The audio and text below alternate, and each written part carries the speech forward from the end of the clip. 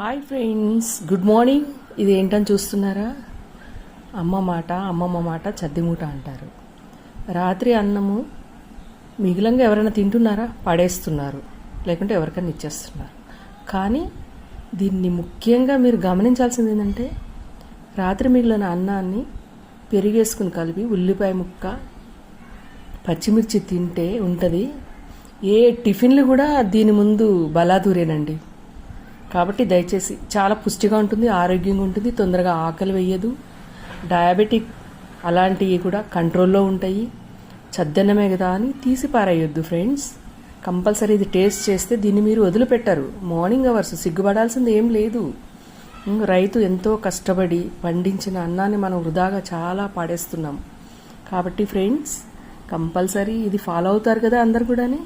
చూడండి ఎంత ఎక్సలెంట్గా ఉందో. ఆహా, ఒక చిన్న